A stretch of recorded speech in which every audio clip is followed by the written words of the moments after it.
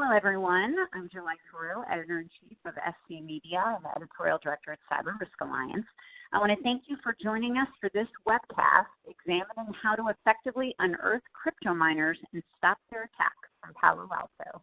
Speaking today is Prasen, Shelar, Senior Product Manager of Cortex XSOAR, and Nathaniel, Quist, Senior Threat Researcher at Palo Alto Networks. The two will speak about the latest intel and cryptojacking trends and tactics and how to accelerate your response to these attacks. We will also see a cryptojacking incident response use case in action. With that, gentlemen, I will turn it over to you. Thank you so much, Jill. Hello, everybody. My name is Nathaniel Quist. I'm going to be the first presenter of this. Just a quick intro. I am a senior threat researcher with Palo Alto Networks. I work specifically with Prisma Cloud. And I'm also attached to Unit 42, which is our threat intelligence organization. I'll kick it over to Prasen, and he'll introduce himself. Hello and welcome, everyone. Thanks for joining. As Will mentioned, my name is Prasen Shelar, and I work on the Cortex XSOAR product team as a senior product manager. I joined the team back when it was Dinisto, like 2.5 years ago, back when we were a teeny tiny startup. I'm looking forward to this session. Back to you, Q.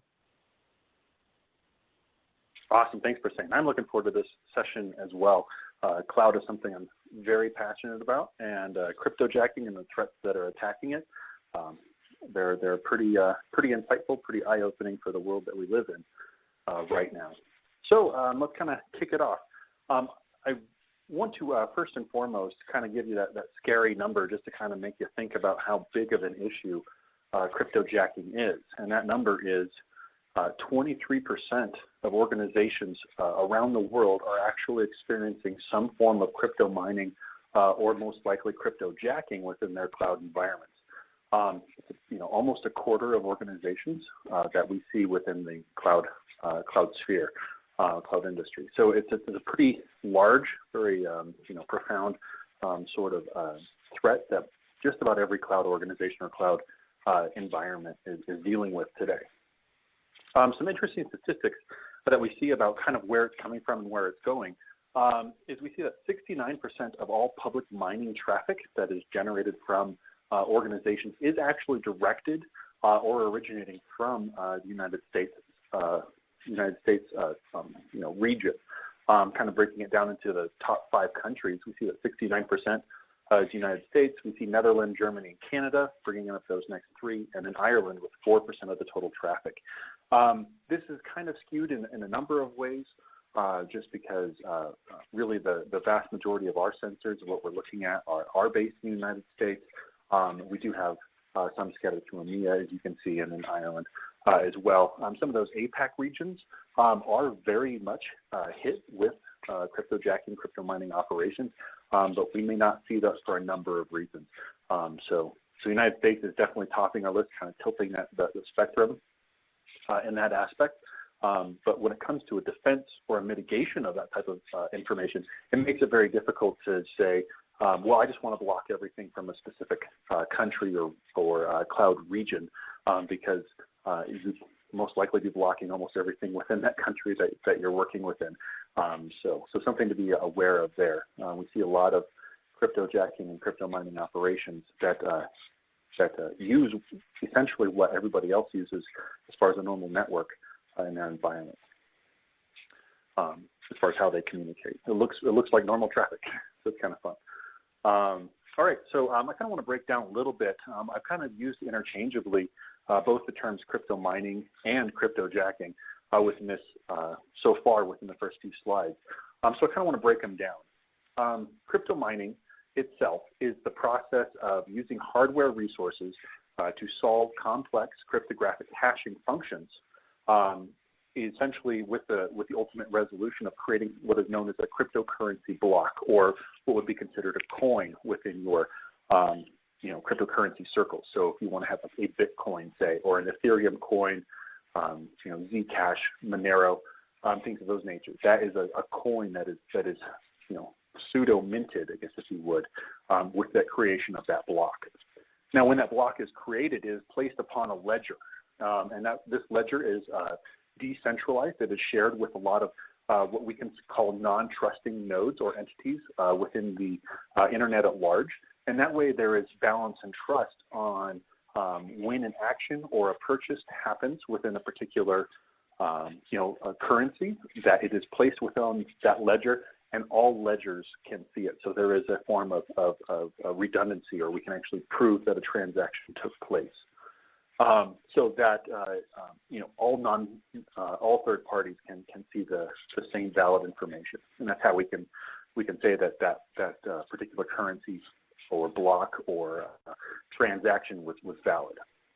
Now, cryptojacking, on the other hand, is really essentially crypto mining. However, cryptojacking is the process of creating those complex hashing algorithms on infrastructure that that particular entity does not control.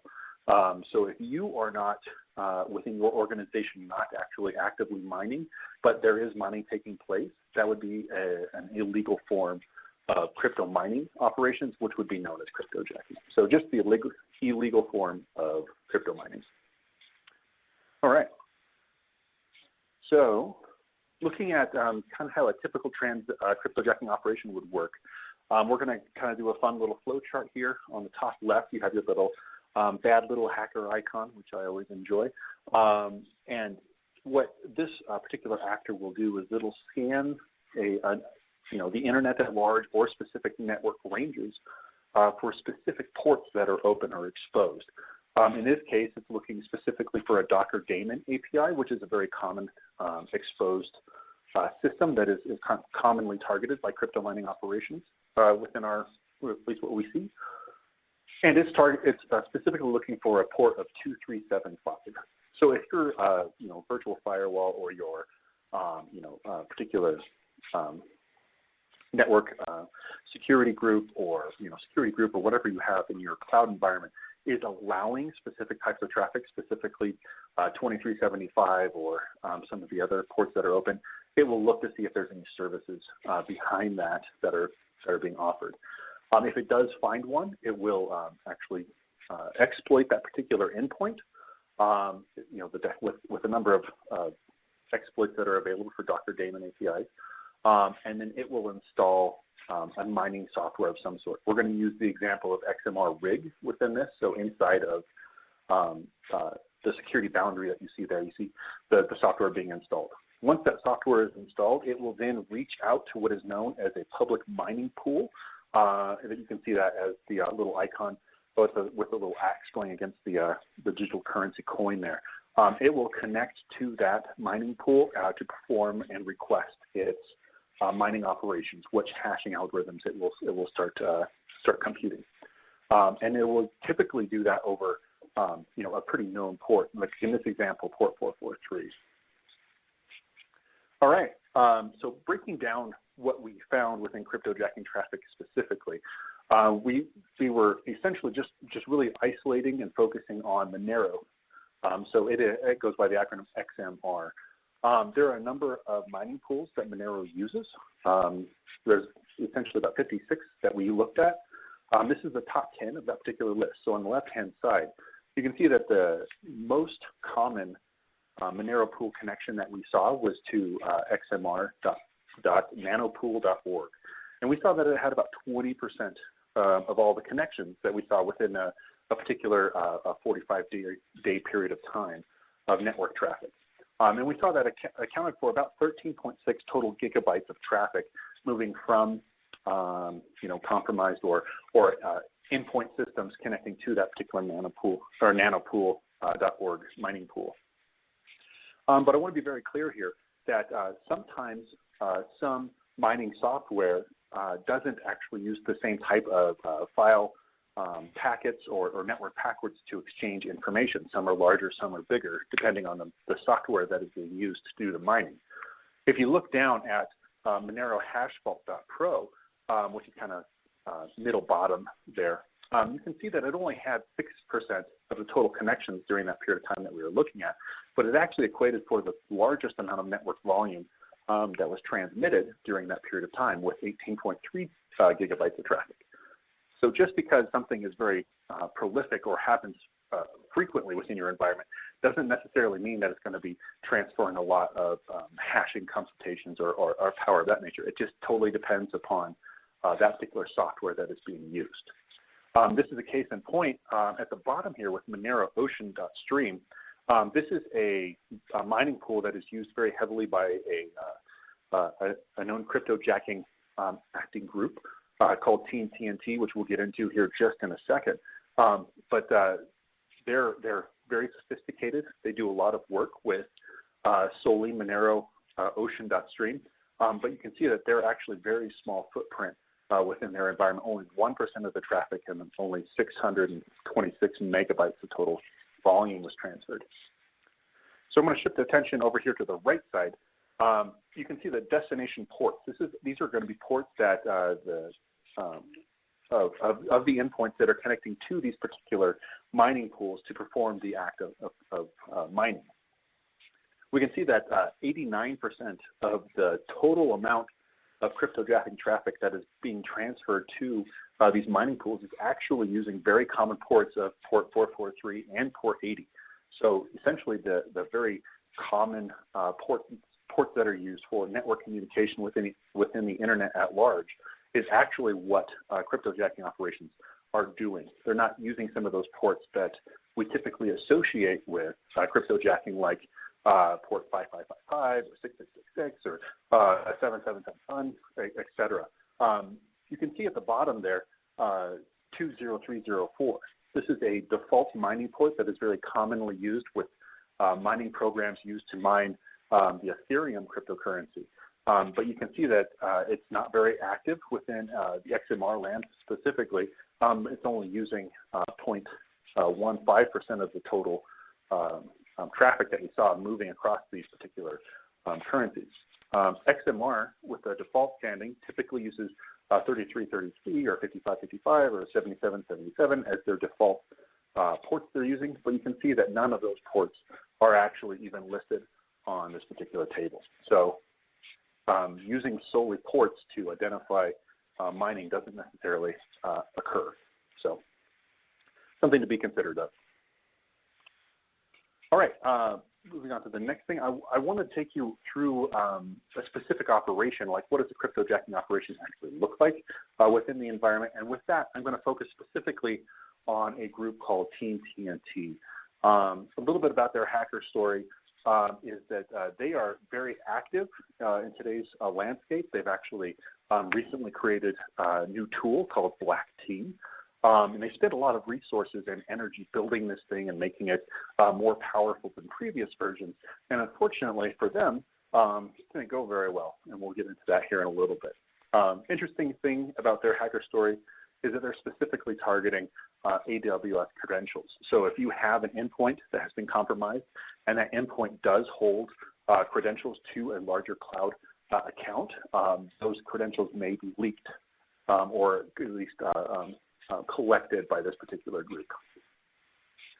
A little bit about a high overview of what this particular tool, Blacktea, actually does, and we'll get into each one of these a little bit heavier in just the next few slides. Is that they're very heavy on worming capability. They use a lot of scanning technology. They have 3 distinct scanner types they're using, and they're specifically looking for exposed Docker daemon APIs, as well as Redis, and then another one, and we'll get into that just a little bit. They really love, and this is a very common trait across almost all cryptojacking operations that we've noticed, is that when that software is installed, they love getting rid of all the other software that is used for mining. So they go in there and they deactivate a lot of potential miners that may be there, which is great for us threat intel type people, because then it gives us new families that we can actually look at. There's actually 4 within this particular tool that we had no idea existed prior to looking at Blacktea. So it was pretty interesting to see that new threat that are out there that we can start looking into. As I mentioned just briefly in the last slide, they're very heavily focused on credential scraping. They do this both within Mimikatz, which is like Mimipenguins, which is a lot like Mimikatz, for Windows systems to scrape a lot of that plain text password information from memory on Linux systems. And then they also have Docker Hub images, and they do have a customized XMR rig XMRig mining software that they go through. So kind of diving into each one of these pieces a little bit more. As I said, they're very heavy on scanners. Blacktea actually uses 3 different scanners, which is a little bit different than their previous operation types. They use mass scan very frequently. It's very common. It's very efficient. They actually use 3 different types of versions or 3 different types of builds for depending on which Linux flavor you have. So they cover their APT and for their Debian systems. They also have Yum for their CentOS or Fedora systems as well, Red Hat systems. And they also have APK in there as well. So they kind of cover all their bases for Linux systems. PNScan, kind of an older scan tool. They don't use it as much as they use. They definitely use mass scan more often. But what was really interesting with this particular variant is that they started using zgrab. And zgrab actually uses and is built within Golang, or the Go language, which does have some very good benefits for concurrency and running programs and processes very efficiently within a cloud environment. So there's some interesting things that they're using there. What they're targeting, as I've mentioned, they're targeting Docker daemon APIs specifically. They look specifically for the 3 ports that are associated with Docker daemons, so 2375, 76, and 77. They also look for Redis servers, and they look specifically for the 2 ports that Redis servers will run on by default, so 42, 43, and 44. And if they do find these, they do have a number of exploits that are available for these particular services. So if they find an exposed service, they will definitely compromise it and then bring that into their mining fold, if you would. They do scan for kind of a mystery service. I'm not exactly sure which one it is. It's 5555. There's a lot of hypothesis on this. It could be default XMR miners that are opening and listening on that port, or there's also some talk that there are Android IoT systems that are running services on port 5555 that are being scanned for this. So a little bit of mystery there on what they're looking for. Cool thing is that they do scan both random target ranges, so they'll just pick a random range anywhere within the CIDR range of a /8 CIDR, which is pretty large. And they also look specifically within that local network that they compromise. So they are actively scanning to see if they can find more systems. When they get into those systems, they are looking for those AWS credentials. Essentially what they do is they create a temporary directory of just ... And then they scrape as much as they can from that particular system. So this is very common with post-exploitation operations, grabbing bash history, grabbing any SSH keys, grabbing what types of hosts are connected, see if they can have any kind of site lateral movement capabilities there. They also grab the Docker and the AWS configuration files, and they will take those and they will upload them up to a C2 server that they control. They do the very similar options with Mimi Penguins. They run mimipy.py, and they also run mimipenguins.sh or Python as well. And again, like I said, this is like Mimicat, so they're looking for plain text credentials or any types of very interesting or I guess juicy information that memory may hold within those particular Linux systems or containers that they're running in. And again, they upload those out for other post-exploitation operations that they can use. So when their script is actually pulled down, Blacktea actually uses a lot of obfuscated base64 encoding to do a lot of their processes. It's not really effective. I mean, you just decode the base64 and you get the information, but they use it. I guess it works. No need to change it. So as you can see from the top block right there, just a big block of information. You can see that they're reaching out to their particular domain, which is teamtnt.red. They're pulling down their specific Blacktea file with sbin_u. And this is actually their XMR rig. They've customized it to do specific operations just for themselves. And so they pull that down and have that run on their system itself. And then they also have in the second little block of base64 there, this is the the execution process for Docker hubs, or for not Docker hubs, just for Docker containers. They will start a Docker image, and then they will perform a number of options. You'll see that they'll also download their particular XMR rig software right there. When they start the system, it's very interesting. They actually give you the wallet address right there within the list. You can see that little green square right there with the Monero wallet address written underneath it. This particular 95 character address is actually the address that payments will be made to for these mining operations. So we can actually do a little bit of recon on that particular address to see how proficient or prolific it has become in the environment. So interesting thing here is they actually did create their own Docker image on Docker Hub. It was underneath the Kiroto666 username, and it was called Blacktea was the name of the image. We reached out to Docker Hub, and they had that particular image pulled down, discontinued within 2 days of us requesting it. So thank you very much, Docker Hub, for acting so quickly to get that down. So we found that a little bit after we reported it, but it's definitely really quick on that. This next slide here, this is the overall value or how many workers are actually running on this particular cryptojacking software right now. As you can see, we have the address here that we're looking at, and we went to Monero Ocean. So this is moneroocean.stream and their dashboard for these users. And you can see here that that they had at most 5 workers working on this particular system. And then a month later, so about 15 days after we requested the removal of that particular image, you can see that it went down to nothing. So they spent a lot of time and energy to build this particular variant, and we had it taken down within a month. So kind of a cool win for us, and hopefully they're rethinking what they're doing. So, all right. So with that, I'm going to send it over to Prasen, and he's going to lead you through how XSOAR can go through and help automate the removal of some of these systems from being contaminated. So up to you, Prasen. Wow, that was awesome, Q. A lot to learn from the deep analysis that you've done on cryptojacking and how the alerts are identified and enriched. Again, with all the information, now I think it's time to take a look at what XSOAR does to auto-remediate a particular incident type like cryptojacking. And before we do that, let's take a step back and try to understand what SOAR is, right?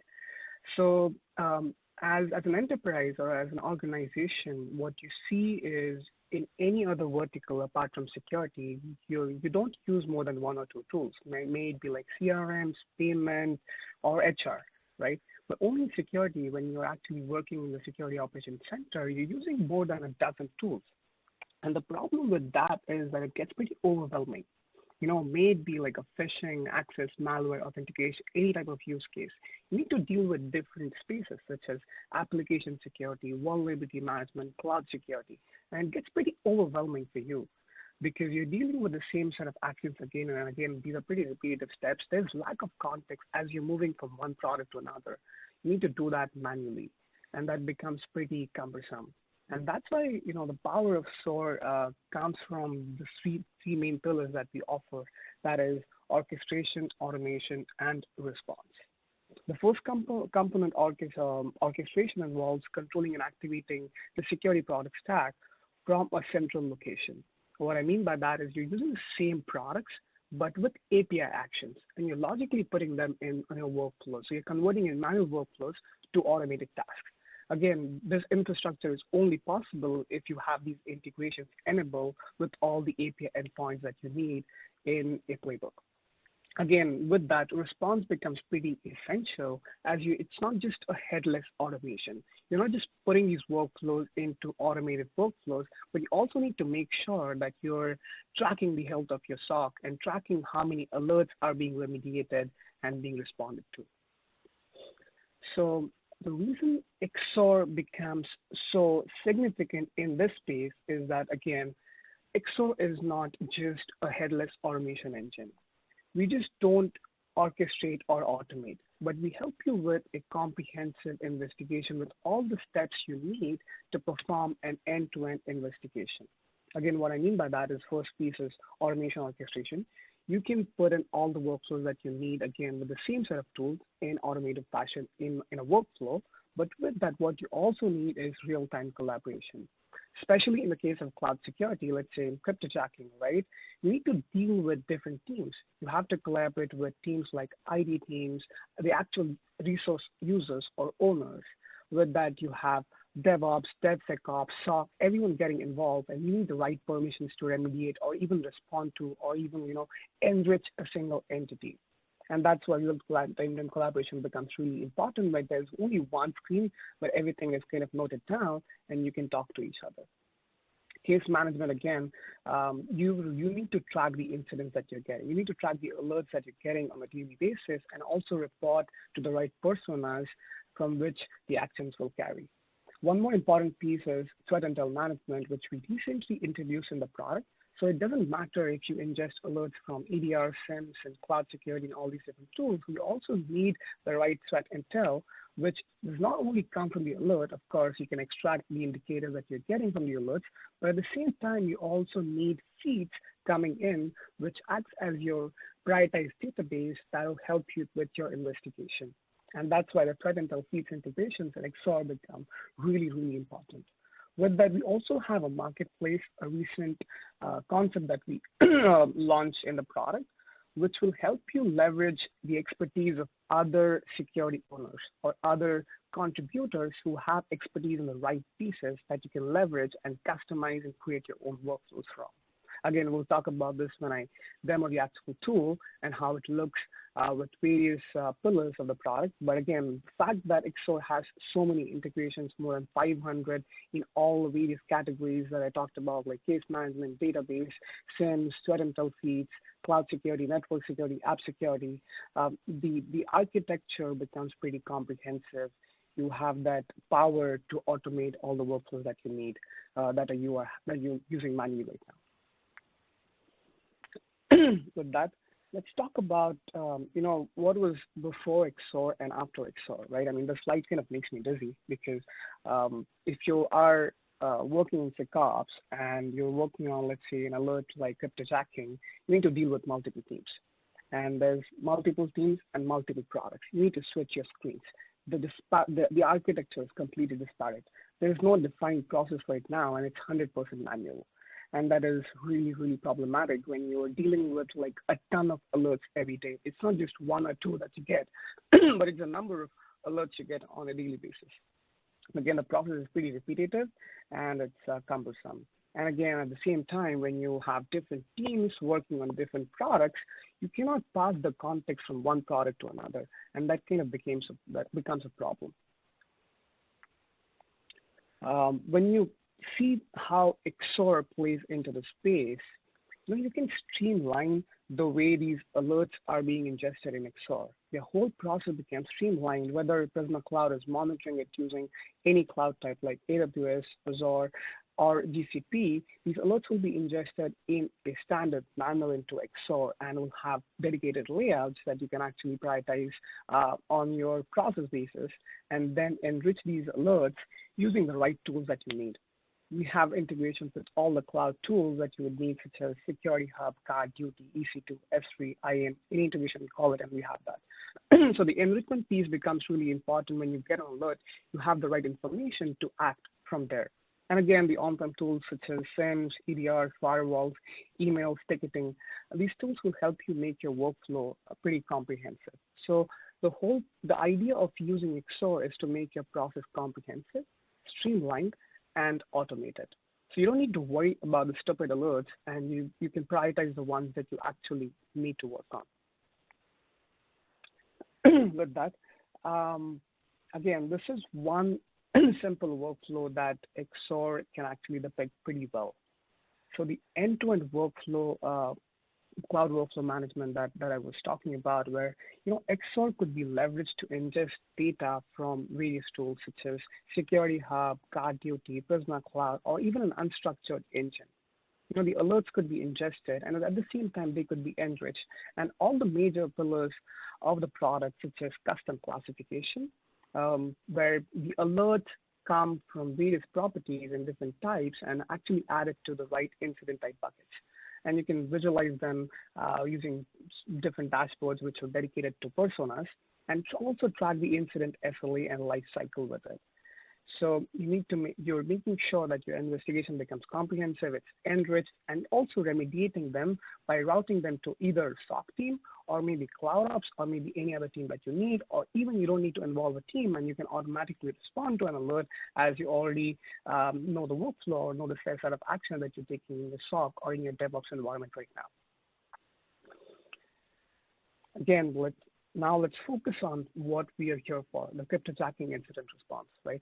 In this case, see the product that XSOAR is using, again, this kind of makes me realize, like, if you do this manually, it kind of takes you 50 to 60 minutes because you have to ingest, alert, then enrich, then respond, and then also make sure that you're adding it to a ticketing system, you're involving different teams, you're using Prisma Cloud in this case, EC2, auto-focus for enrichment, ticketing system if you're having your own ticketing system just to make sure that you are keeping track of all the alerts, and also an email, just to send an email to an analyst or maybe a DevOps person that we're working on this, don't play with the resource, it's being investigated. So the alert comes from Prisma Cloud, and a playbook starts running automatically as soon as the alert comes in of cryptojacking type. And a ticket will be created if you want. It can be custom to your workflow. In this case, we have actually created a ticket in Jira or ServiceNow, and then the remediation workflow will start from there, which will automatically quarantine the instance by taking a volume snapshot, running a scan on the EC2 instance, getting a list of processes that are actually running, getting all network connections for you, and then changing the network interface of that particular instance and quarantining it. Also with that, we can close the alert, and with this, your process becomes automated. You don't have to manually go in there. You don't have to enrich the alert, and boom, there you go. So again, this is just one simple example. There could be various cases where the similar process could be used, such as EC2 instance misconfiguration, IAM policy misconfiguration, or maybe even GCP, VPC network misconfig on Azure side, right? So workflows could be created as you want because the infrastructure already exists in the product. Now let's take a look at, with all this information that you provided and I gave you about XSOAR and how these alerts are generated, let's take a look at how these alerts are actually configured in Prisma Cloud with the policies and techniques that are being used, and then ingested into XSOAR and then remediated with a simple demo. Back to you, Q. All right, thanks, Prasen. So I'm going to share my screen here. Just kind of do a quick demo. This is the Prisma Cloud dashboard. And you can see there's a number of aspects that we can look at within this particular instance. I'm going to use autofocus, and there's an integration between autofocus and Prisma Cloud that is really interesting for threat intel as well as security users. We're going to look specifically at the Cryptomining tag, so the Cryptominer tag. Inside of that tag, there are a number of tags that we as threat intelligence analysts look at to see, what type of malware or samples are actually being used in the wild, and where they, how we can,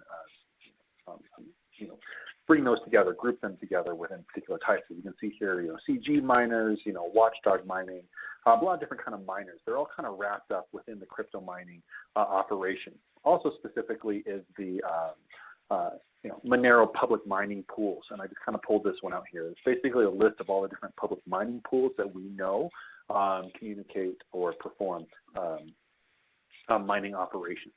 So if you had a cloud system that connected to one of these systems, what would happen is it would trigger this crypto mining tag within Prisma Cloud. So let's take a look at an investigation to see what that would look like. So we're going to open up our investigation tab here, and we're going to go to our particular flow for where autofocus will be. So we're going to look for any type of activity, so 0 bytes, anything more than 0 bytes within our particular flow. And we're going to slow down here to our threat source type, and we're going to say our threat source type is autofocus. So now we're going to specifically pull out everything that's coming from an autofocus related hit. If we hit search on this right now, you're going to see that we have a number of connections. And again, this is just a demo environment, so your look will probably be a little bit more different than this. But we can filter this down even a little bit farther to look specifically for one of those particular groups that I showed you earlier. So we're going to say and. We're going to go down here to a threat tag type or a group. And we're going to say one of these. Now, these particular tabs might look very familiar. They're very much like these tabs. All of these tabs were brought into the Prisma Cloud system. So we're going to look specifically for that Cryptominer application. So we're just going to go ahead and click that, and we're going to search. And then we're going to see, oh, no, that's not good. Past 24 hours. Let's say this. There we go. Nothing within 24 hours, but we had a few days back. We had a couple of those. We're going to probably primarily focus on HRDD server here for the rest of our demo. But this kind of gives you a quick idea of what that looks like. Now, you can turn that into a policy, which would then create an alert for you. And I went ahead and created one of those already. So this is an autofocus crypto mining event, a tag alert, and we can look really quickly at how this is created. Just use your primary name, a little bit of a description, the severity that it's coming through, and then it's a network system. That same query that we created to look at that traffic, we just put that into this particular query format, and then we set what kind of compliance policies. You can set a number of compliance, different pieces in here. You can do GDPR and multi-level protection schemas. I just went ahead and did 853 revision 5.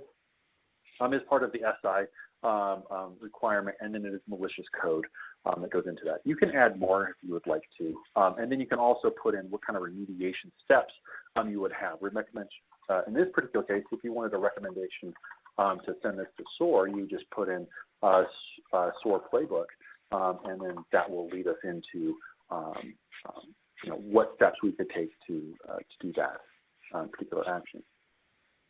If we go back into here, we can actually look at how many alerts have been triggered. We can see that we had 15 total alerts within this particular aspect right here. So if we click on this and drill into it, we can see that these are all the different systems that have actually connected to one of those URLs, one of those IP addresses or URL addresses that will be connected to those particular systems. So from that, I'm going to pass it off over to Prasen, and he's going to show what XSOAR can do to make this interesting, come full circle. Perfect. Thank you so much, Q. Let's get into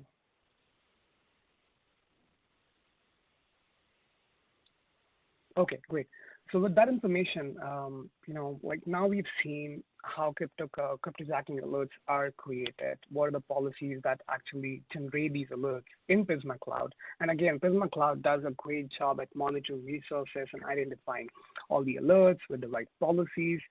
But what do we do with that, right? When you ingest an alert, when you actually get all these alerts, you need to make sure that you're remediating them as well automatically, because if you're having thousands of alerts, it's going to be a problem for you. And that's where XSOAR really comes in. With XSOAR, when you have a product that is actually going to ingest all this data and perform the enrichment automatically and remediation automatically, it becomes pretty simple for you. You just have a dashboard where you see the alerts coming in and being remediated, being assigned to different analysts or even the DevOps or IT people, and your job becomes pretty simple. You can prioritize the ones that you actually need. And there are various widgets that you can use for doing this, for creating your own dashboard. Each person will have their own, and there you go. With that, let's take a look at how the whole investigation process or the incident response process is carried out. Before that, let's take a look at as well a number of integration that XSOAR has in all these different categories, such as analytics and authentication, case management, database, app security, network security, vulnerability management. As I mentioned, the power of the platform comes from the number of integrations we have. We have more than 500 integrations, and each integration is nothing but a bunch of commands. These commands are the same set of actions that you do manually in your environment right now, but just represented in the form of API endpoints. So what you can do with these commands, you can add this to your workflow and create an automated playbook that will work on top of any alerts such as cryptojacking or access malware authentication, especially anywhere you can fit this in. So this is the infra that actually helps you to build your playbook or build your workflow. Again, you can run these commands even on an ad hoc basis just to check what sort of enrichment is possible and what sort of actions are possible. Setting up an instance of an integration is pretty simple. You just need to enter the server URL. Again, these are all the API credentials that you need. Server URL, username, password, could be active key, secret key, etc. With these integrations, the interesting fact that we provide is this fetches incidents checkbox. When you click on this, every 60 seconds, the system will pull in alerts from Prisma Cloud. So all the delta, all the new alerts that are being generated in Prisma Cloud will be ingested automatically in XSOAR. Now let's take a look at the alert that we all here for. That is autofocus cryptomining event. This alert was ingested from Prisma Cloud, the policy that Q had set up that generated an alert, and it actually was ingested directly from there into XSOAR. The basic information that you see right now for each incident is again the case info such as type, Prisma Cloud, CVT, owner, source instance, source brand, and playbook, etc. You also can look at the incident timeline, like what has happened with the incident. What are some of the actions that were carried out as this incident investigation started? Linked incidents, team members who are actually working on this. There's also the work plan. So the playbook started running automatically and started taking a bunch of actions, and it got stuck somewhere where you need manual input if you want to reconfigure that. And you will see that over here in the work plan section. Notes are also being added. As I mentioned, the playbook started running and started taking action, so the notes were added automatically. And also an investigation report that was directly added by the playbook run. With this investigation page, again, when the alert is being ingested from Prisma Cloud, there's a classifier in place in XSOAR. That will classify the incidents into different incident type buckets. Such as in this case, it was Prisma Cloud, but you can also do it for AWS EC2 instance misconfiguration or IAM policy misconfig or any alert, port jacking, port sweeping for that matter, right? So you can classify these alerts into different buckets. Based on the bucket, based on the incident type, these alerts will have a dedicated layout. So in this case, the investigation page shows you alert summary, policy violated information, and violating resource, but you can customize this yourself and map the alert fields that are coming from Prisma Cloud to whatever fields you need.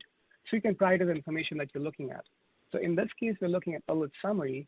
So you have alert ID, status, first seen, last seen, and all the relevant data that you need for AR investigation. There's policy violated information as well, like the policy that Q had created and the violating resource. That is corporate DB server, the instance, and the region for the instance, wherever it is hosted, etc. So this helps you to make sure that you're enriching the data, again, with alert rules as well, and policy compliance metadata. And now, with this, let's take a look at the work plan and how the playbook started running and what are some of the actions that were carried out to remediate this particular incident. So the first step that a playbook did was printing and marking the alert as evidence. As this is part of an investigation, we're marking this step as evidence over here, and then there are 3 branches from there. On the right-hand side, you're going to quarantine the infected instance. In the middle, you're going to create a Jira ticket for the cryptocurrency alert that you are actually investigating. Because if you have like a dedicated case management tool, you can also do that directly from XSOAR itself in the workflow. That is. So on the left-hand side, you see we're extracting the indicators. We're making sure that all the indicators are extracted and enriched, and the response will be carried out from there based on whether it is malicious or not. So let's take a look at each branch one by one. And as I said earlier, that this playbook started running automatically as soon as the incident was ingested from Prisma Cloud and the actions were carried out. On the right-hand side, you're quarantining the infected instance. So what you're doing is you're getting the information first. So we got the instance details. So we describe this using an AWS EC2 describe instance call, and you have all the information here for that particular instance. Then later, we actually getting the security group details. So it's important to also see what security group details were there, whether instance was like open to the world, were the ports open, etc. Taking a volume snapshot here in this case, and also creating a tag for the instance to be isolated, just for compliance purposes, or maybe making sure that it becomes comprehensive and you're tagging the instance automatically. And then changing the network interface to isolate this particular instance. With later, again, this is something that we provide out of the box. Again, just an example how crypto mining events could be automated and responded to, but at the same time, if you have any custom actions that you want to include, you can do that. And customizing a playbook becomes really simple. So later, what we also did is we initiated a scan on the EC2 instance and got the list of running processes for it. Again, as I mentioned, can be customized. We're sending an email to the analyst as well that your instance has been quarantined, and I get this email over here that your instance has been quarantined for the cryptojacking alert, and with that EC2 instance information and everything over here. With this, what you can also do is, let's say, if you don't want to automatically remediate or quarantine an instance, you can maybe make sure that you're sending an email and taking a response from the email itself for the analyst or the DevOps person, and based on their reply, the branch of the playbook will flow from there. That's how usually it's been done. And then after you create a ticket, you're on the left-hand side, you're extracting indicators, you're enriching these indicators. It could be IPs, domains, files, etc. So in this case, we got some email addresses, domain names, and IP addresses. We enrich them using the out-of-the-box integration that were enabled, such as Recorded Future, Virus Total, Falcon Intel, etc. And then we're checking with that reputation whether the indicators are malicious or not. If they were malicious, you can directly block them using your firewall perimeter or other products that you use as part of your remediation workflow. Again, with this, it kind of completes a workflow here. We're quarantining the instance, we have extracted the indicators, we found that no indicator was malicious, and now we're assigning this to an analyst and updating the ticket, and then the security investigation team can be involved to see what has happened. What went wrong with the alert? Was it automatically remediated? Was there anything malicious found? And then they can come and just investigate and then close the incident. So this kind of takes like just 10 seconds to actually do all these steps on all the actions. Ideally, on an idle basis, if you do this manually, it might take you more than 40 to 50 minutes because you have to prioritize each alert and then get the right information and then put that in the right bucket. And that's where really SOAR comes into place. Again, this is not just the only playbook that we have for out-of-the-box use cases, but there could be, as I mentioned, multiple use cases and various playbooks that you can use, such as EC2 instance misconfiguration. There could be one workflow.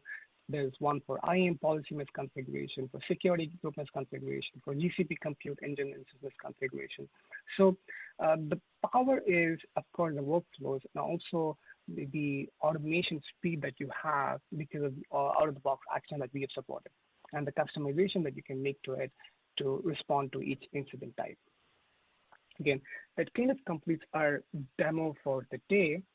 Going back to slide now.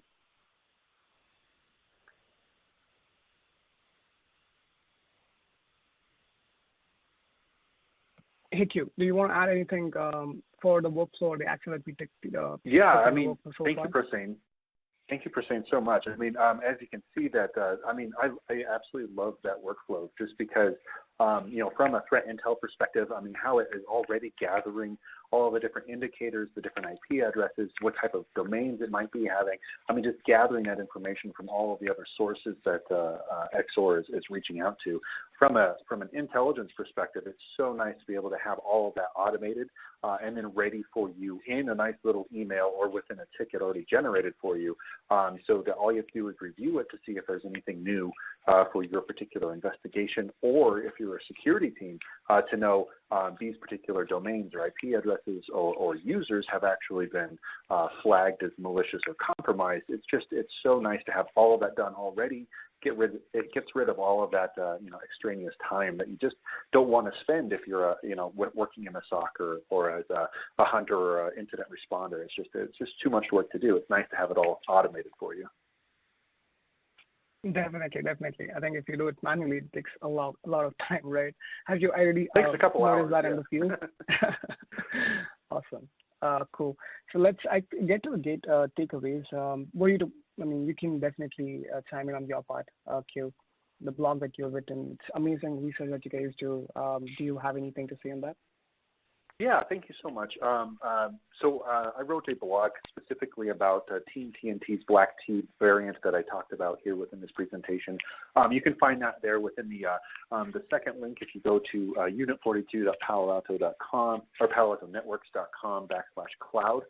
This will be all of the blogs that, from a threat intelligence perspective, are specifically focused on cloud environments or cloud topics. So there's a number of cloud threat reports that are in there, number of blogs that myself and my coworker Jay Chen and I have written to, expound upon what we know about from our security research within the cloud. So please go check it out, definitely. Also, a couple of things I'd like to mention from Cortex XSOAR point of view is that we have a community edition that we support, and you can definitely give it a try.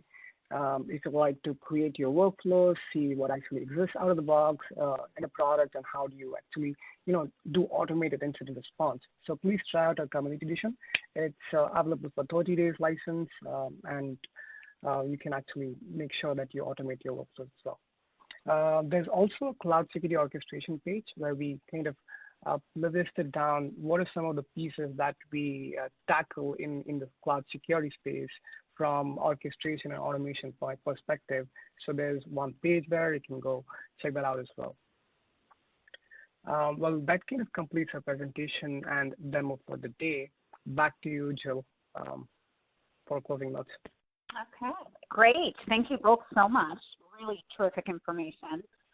It looks like we do have just a little bit of time for some questions. So if you both don't mind, I might throw those on out. I'll let you decide who is best to tackle it. What we have first here is someone is asking, why is the U.S. so heavily represented with cryptojacking sites? Yeah, great question. I'll take that one. We do look at the U.S. It is pretty heavily lopsided. A lot of the sources and stuff that we're looking at within, our Prisma Cloud data sets that we're looking at, they're primarily heavily focused within the United States. However, we also find that the vast majority of public mining pools that are actually running, that we know of, at least specifically from Monero, are actually all primarily hosted within the United States as well. We think this is primarily for a couple of reasons. We think that the actors are actually specifically choosing specific mining pools that are actually close geographically to the actors that they're targeting, or not the actors, I'm sorry, the organizations that they're targeting. So it looks a little bit less conspicuous if you're just looking at the net flow sessions for those particular cloud environments. So I think that the actors are being, a little bit smart, trying to play into the what looks normal, so they can hide as much of their cryptojacking traffic as possible. Okay, great. Another question here is, what's the thought leadership that XSOAR provides on cloud security orchestration, cloud sec orchestration? Definitely. I'll take that, Jill. Thanks. So this is an interesting question, actually. And so what I've seen in the space so far is, over the years, there's three major personas in cloud security. Well, first one is definitely Security Operations Center. That's the SOC. The second one is, you can call it a bucket, where everybody falls under. It's like DevOps, DevSecOps, and CloudOps. The third persona is mostly the IT teams and CloudOps team, which is only responsible for routing the alerts. Now, the gap between these three is actually getting closer and closer every day. They're working together, as per se. They are not only siloed with their tools and their work, but when it comes to cloud security, they have to collaborate, because the instance ownership is not just one particular team. It's kind of divided, and you have to do a ton of different things to enrich these alert investigations as well. So that's why it becomes pretty important to use one product which acts as a single pane of glass for you, and that kind of provides your end-to-end workflow remediation for you, where, as we showed just in the case of cryptojacking, the alert was ingested with Prisma Cloud, and it was remediated using EC2, and email solutions and ticketing solutions, etc. With that, there's also some deployment workflows that we can add, which are proactive. It need not be always reactive to alerts. There could be proactive workflows where you can create infrastructure directly using Ansible, Terraform, or GitLab, which is supported for DevOps, right? So there's one single pane of glass for that as well. Then there's for DevOps and DevSecOps when there's other instance misconfigurations, such as I mentioned them over and over again, like your EC2 instance misconfig, S3 bucket misconfiguration, or in the case of GCP, there's a few, right? The Prisma Cloud does a great job at identifying those, but that's not the only solution. I mean, you can ingest data from a ton of different tools, and we can also respond to these alerts using a ton of different tools. So you need that one space where you can do all of it and collaborate really well, because right now the processes are completely not defined. And that's kind of the difference, right? And that's what we help you with, that end-to-end alert investigation and workflow management use case. And that's kind of where we are leaning towards as well. We are trying to tackle all these challenges. We've started with misconfiguration. We'll focus on anomaly remediation now. Also some DevOps and DevSecOps related workflows that we're planning to add.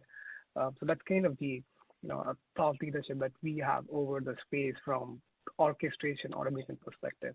I hope that answered the question. Great. Yep. Terrific. We do have time maybe for one more. Are Docker and Redis the only services that are actually targeted by cryptojacking software? Yeah, so specifically within the examples that I gave for Team TNT and a few others, I mean, Docker, Daemon APIs, and Redis servers are very large targets within those particular tool sets. However, there are a number of other services that are actually targeted specifically. There's been a number of Atlassian exploits that have been known to result in crypto mining operations, Confluence exploits. WebLogic, which has been a big one, that's been coming through with a miner known as Watchdog. It's been going through a large, resurgence of WebLogic exploits as well. So, I mean, it's kind of going across the board from a number of different services. As far as just the big heavy worming capabilities, the big worming miners that are out there, yeah, the Docker Daemon and Redis are just some of the most common, systems that are looked for. I mean, there's a lot of scripts and a lot of active groups that are just targeting those particular systems. But they're not the only one. There's more. I'm sorry, I didn't mean to interrupt you. I am going to take advantage of the 2 minutes we have and throw one more question in there for both of you. What cloud product portfolio does XSOAR integrate with, and how? And that will have to be our last question. Sure. I'd like to take that, and I can also share my screen and show you the number of integrations we have again in different categories. I think I missed showing a few, but I think it's interesting to show how these integrations are created and what actually happens with it. So as I mentioned, even during the demo, right? I'll keep it short. I know we just have a couple of minutes, but yes. So these are different categories we support, and especially in the case of cloud, if we look at AWS, right? So there's integrations in all these different spaces. That's Sweat and Teller data enrichment. We have AWS Speed, Access Analyzer, SageMaker, DynamoDB. In this case, where you have IT services, right? Like ACM, Athena, CloudTrail, CloudWatch Log. So there's ton, right? There's a series of integrations for ingesting data, and there's a series of integrations for enriching data, and there's a series of integrations for also in taking actions like remediations, right? So these are this provides the architecture for you, like for the infra that I was talking about, to add this to a workflow and ingest data and perform all the actions that you have in your software DevOps environment enabled right now. But again, you can plug this in and create your own workflows. Again, this is just AWS that I'm showing. There's, I think, 20 or 30 in AWS. In the GCP, we have 10 plus, and in Azure, we have some. So this architecture, this infra helps you to add this to your workflows and create your workflows from there. So that's kind of the product portfolio we have on the cloud piece so far. Back to you, Jill. Thank you. Great. We are out of time, but I want to thank you both. Really, really great information, fascinating. And I want to thank everybody out there who joined us. We obviously have a lot of terrific events coming up. We encourage you to come back. And again, I'd like to thank you both for the wonderful presentation. Thank you so much. Thank you so much, everyone, for attending. Thanks, Jill. Thank you. Thank you, Prasen. Thanks, Joe.